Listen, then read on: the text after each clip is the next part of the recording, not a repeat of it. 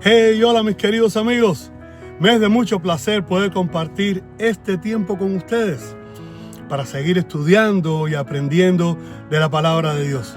Mi deseo es que podamos acercarnos a las Escrituras con un corazón dispuesto a aprender, dejando que sea Jesús quien nos revele el verdadero carácter del Padre.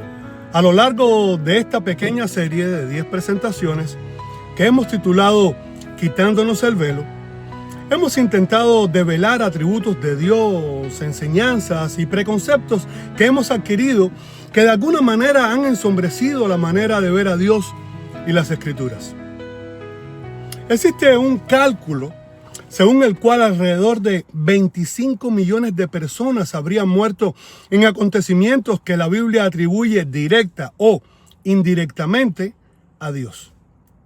Esta cifra ha sido presentada por Steve Wells en su obra Drunk with Blood, ebrio de sangre. El autor plantea además un contraste provocador. Mientras atribuye a Dios millones de muertes dentro de los relatos bíblicos, contabiliza solamente unas pocas decenas relacionadas directamente con Satanás. Este contraste plantea una pregunta importante. Si Dios representa el bien y Satanás representa el mal, ¿cómo debemos entender los numerosos relatos bíblicos en los que la destrucción parece proceder de Dios? ¿Es realmente Dios quien ejecuta personalmente esas muertes? ¿O existe otra manera de interpretar el lenguaje utilizado por los escritores bíblicos? Para responder, debemos mirar primero a Jesucristo, porque es Jesús quien revela con absoluta claridad el carácter del Padre. Cristo identificó al diablo como el verdadero homicida cuando declaró que Él ha sido homicida desde el principio. Juan 8:44. En ese mismo contexto, Jesús confronta a quienes deseaban matarlo y les explicó que al actuar de esa manera estaban reflejando las obras y el carácter de otro Padre. En otras palabras, el espíritu homicida no procede del Padre Celestial, sino del maligno. La primera carta de Juan desarrolla un principio semejante. Caín asesinó a su hermano Abel y Juan explica que lo hizo porque era del maligno. Primera de Juan 3:12.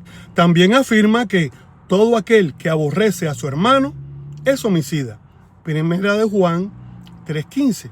Por lo tanto, cuando interpretamos los relatos de violencia y destrucción de las Escrituras, debemos preguntarnos quién representa realmente el principio de muerte y quién representa el principio de vida. El apóstol Pablo nos ofrece una clave importante cuando vuelve a examinar la historia de Israel a la luz de Cristo. En 1 Corintios 10 explica que la roca espiritual que acompañaba al pueblo era Cristo. De esta manera, Pablo contempla la experiencia del éxodo y del peregrinaje de Israel desde una perspectiva cristocéntrica. Más adelante, al recordar las consecuencias sufridas por Israel durante aquella experiencia, Pablo advierte: ni murmuréis, como algunos de ellos murmuraron y perecieron por el destructor. 1 Corintios 10:10. Y resulta significativo que Pablo utilice aquí la figura del destructor. Esta expresión adquiere todavía mayor importancia cuando llegamos al libro de Apocalipsis. Allí aparece el ángel del abismo, cuyo nombre en hebreo es Abadón y en griego Apolión.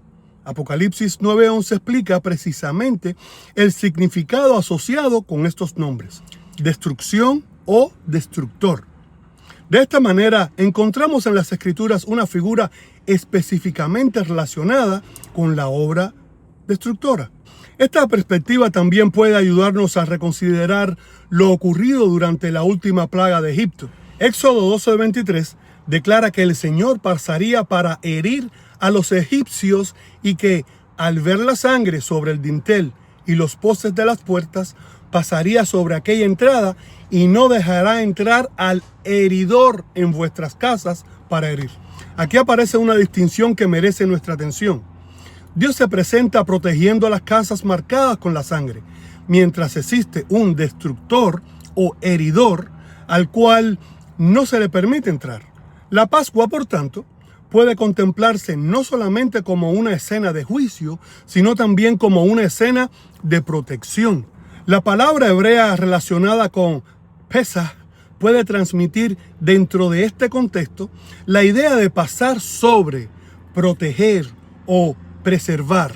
Dios estaba extendiendo su protección sobre aquellas familias, impidiendo que el destructor entrara en sus hogares.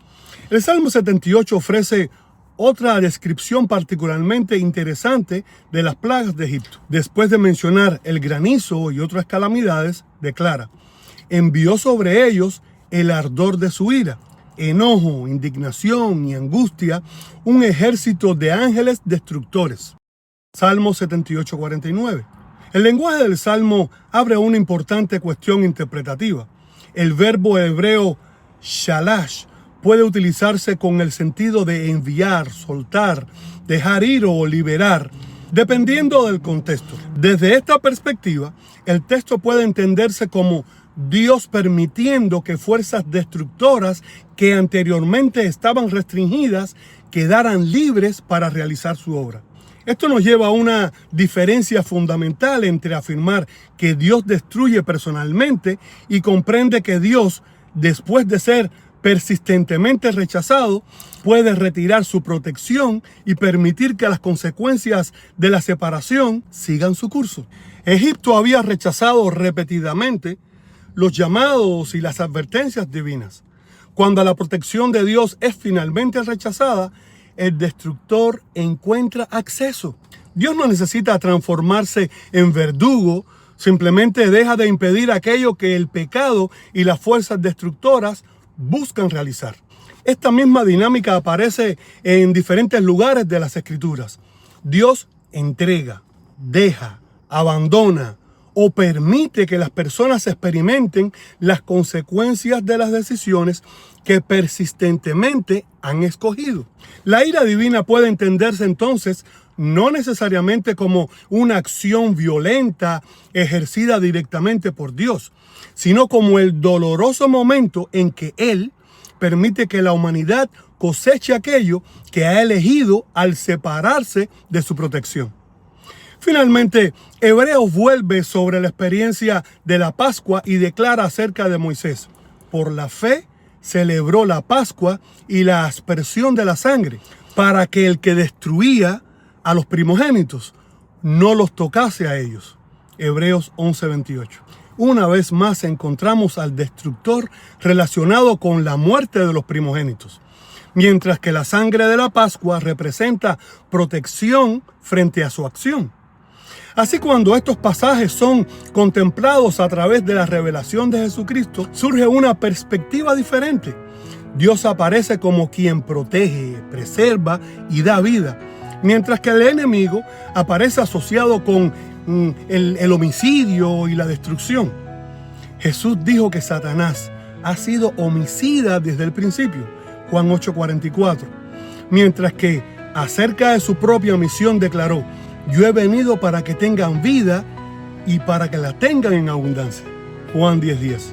Por eso la pregunta fundamental no consiste únicamente en determinar quién aparece gramaticalmente realizando una acción en determinados relatos del Antiguo Testamento, sino en interpretar esos acontecimientos a la luz del carácter de Dios revelado plenamente en Jesucristo. Cuando Cristo se convierte en nuestra clave de interpretación, podemos distinguir entre el Dios que protege y el destructor que busca quitar la vida. Dios es la fuente de la vida.